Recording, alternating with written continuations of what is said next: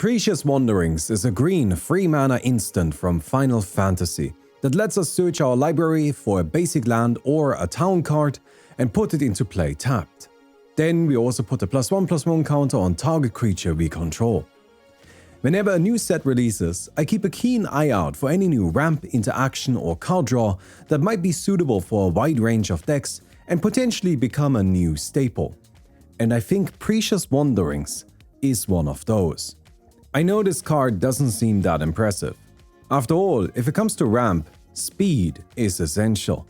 The best ramp spells like Rampant Growth, Free Visits and Arcane Signet cost 2 mana, so anything more expensive than that really needs to be able to justify itself. But actually, I would like to already challenge this idea. I don't think it's sensible to focus entirely on the best-in-class spells, because we might just not draw them and might have to make do with one of our redundant pieces. And the redundancy options of 2 mana ramp are fine. While there are a lot of options available, most of them are artifacts, and I don't like playing those because they're so easily destroyed. And most of the land tutors only find basics, which can be too restrictive for very colorful decks. The vast majority of 2 mana ramp isn't as good as Free Visits. Because of that, I don't mind dipping into higher mana values, especially as those cards often carry additional benefits. Cultivate and Kodama's Reach lead the pack, as they provide lands in hand that I can throw at my opponents when they miss their 3rd land drop in a row after keeping a 1-land mulligan in their 32-land deck. But I also quite enjoy Heaped Harvest, Far Wanderings and Oro, Titan of Nature's Wrath. Earlier, I said that ramp is all about speed, but social commander games take a while, and so often efficiency isn't as important as reliability. Free mana ramp isn't as quick, but these cards play much better in mid to late game scenarios, where an Arcane Signet would often be a dead draw. And this is where Precious Wanderings slots in. It's not supposed to replace the existing 2 mana ramp, but instead to be an additional 3 mana utility ramp option. And its utility is absolutely fantastic. It can fetch out a basic, which is fine, but it can also find a town, and that's actually quite valuable.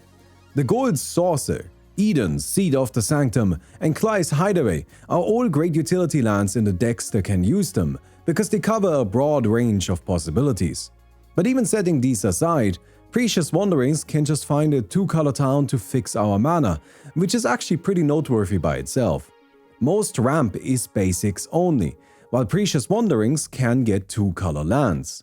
And yeah, that requires us to play at least 1 town, but I think for regular social commander, it's totally fine to play a couple of tap lands, especially if we can tutor them out, because then they would come in tapped anyways. So this utility is already good. But what truly elevates Precious Wanderings is that it's an instant. It allows us to keep mana open to interact with our opponents, or to just take our time, figuring out which way to spend our mana is the most useful in the given situation. Sometimes we can't be sure we have the space to ramp, and won't need to instead use a mana sink, card draw spell, or to counter Miriam for the 5th time. There's still value to ramping, even in the mid to late game, but in those situations, finding an opportunity can be difficult, and usually this is a decision we would have to make before seeing our opponent's actions. But not with Precious Wanderings. There are not a lot of spells that permanently ramp us and are also instants. Planar Genesis and Growth Spiral get close, but they are not guaranteed, and also they cost 2 differently colored mana. Harrow, Roiling Regrowth and Entish Restoration do fit our niche, but they can only find basics, and a countered Harrow is a complete disaster. Archdruid's Charm is the only card that truly matches and surpasses Precious Wanderings, if only there wasn't that horrendous mana cost.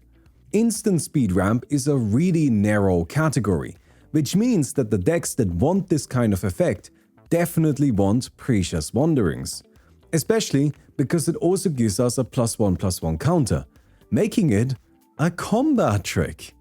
+1/+1 counter combat tricks are actually really useful in Commander, because many players will do attacks assuming they'll go unblocked, so long as they have a slightly bigger stats.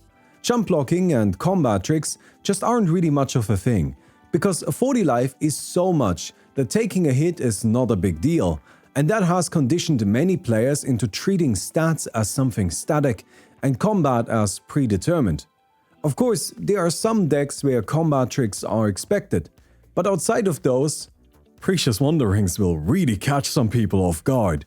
It's a combat trick that's playable in decks that don't usually play them, because it's actually a ramp spell.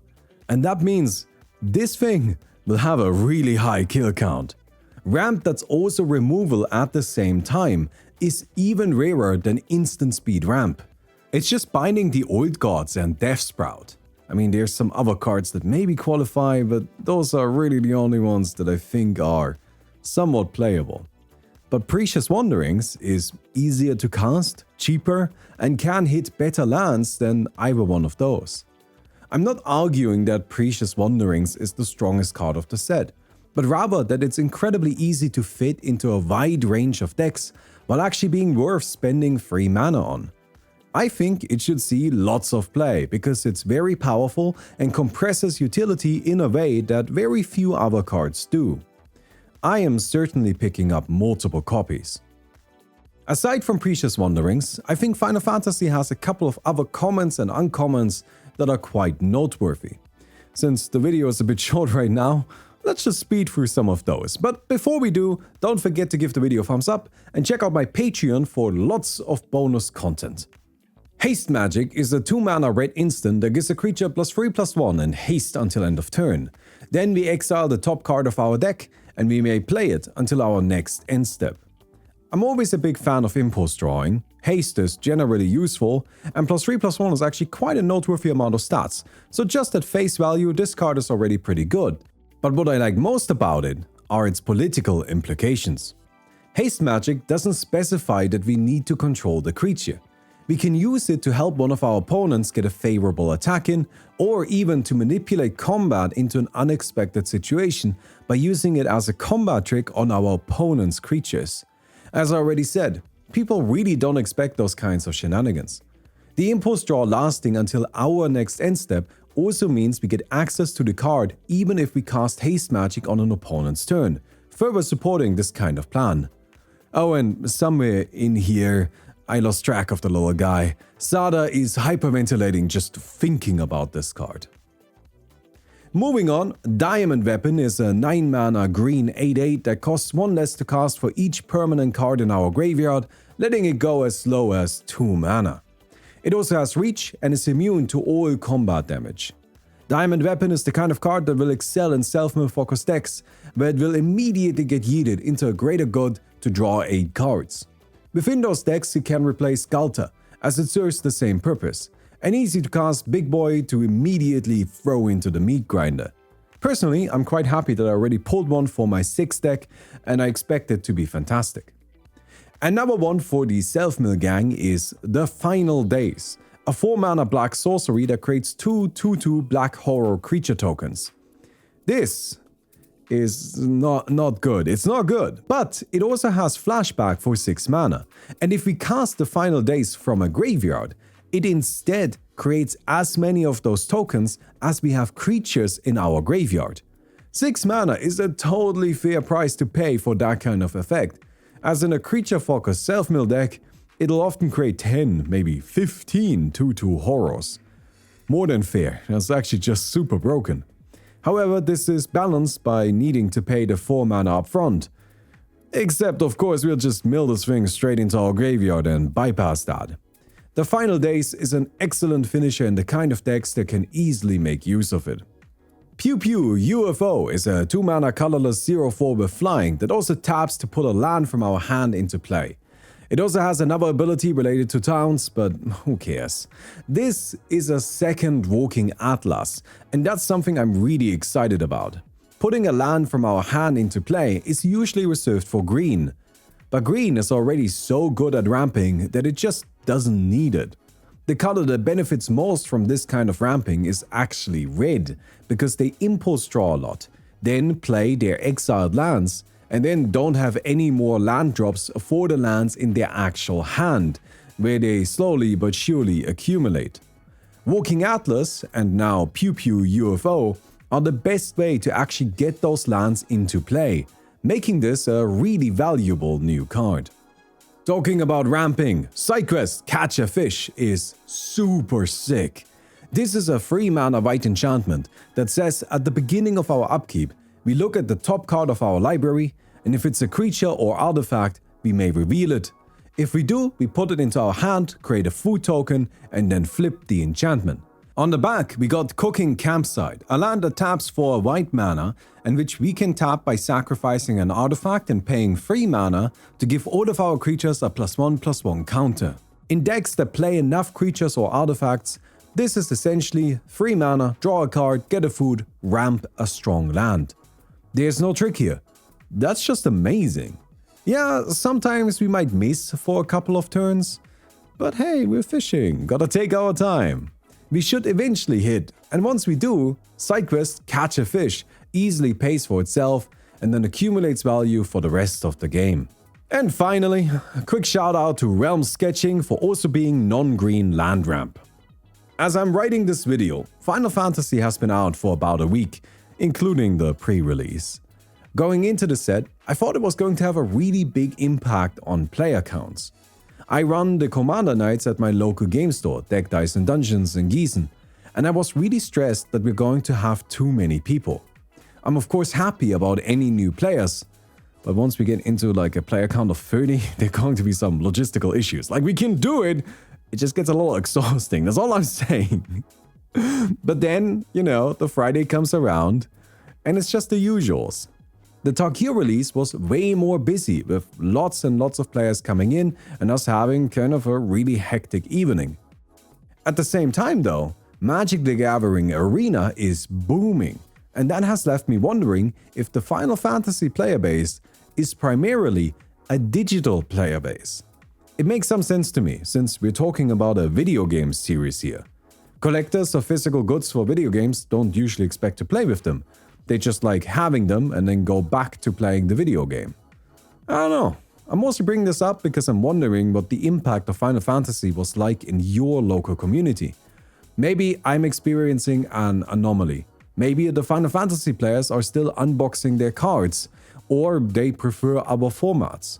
Or maybe this is a bad sign for the future, with prices being pushed up for the core players to get money out of tangentially interested collectors. Maybe a bit of all of the above. I hope you guys enjoyed that video. If you did, don't forget to give it a thumbs up. Would definitely appreciate that. And don't forget to check out my Patreon. There's a link down in the description. If you go support me there, first of all, you help me put food on the table, but also you get a lot of bonus content, like a lot of it. Like it's like 30 videos or something on there already. Oh my god, I make way too much stuff on there.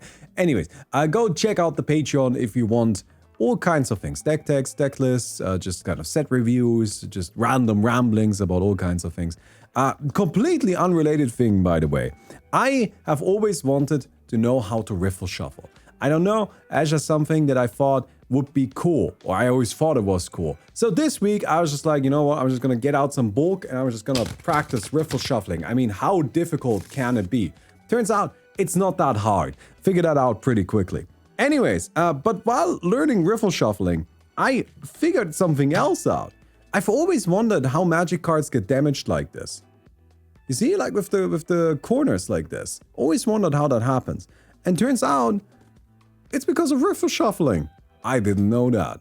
Although it's only the foils, and I'm guessing that, you know, you can see here that the regular cards aren't quite damaged in the same way. And my immediate guess is just that's because the foiling actually have like a little bit of something below the print here, while below the print on this card is just the card stock, right? So like, you know, you can't really scratch off the card stock. That doesn't work because that's what it's made of.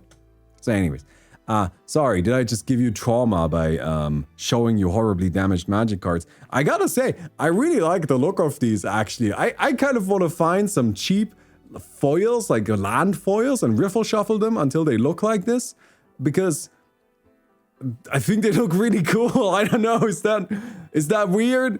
I really like them. Alright, I'll see ya. Goodbye.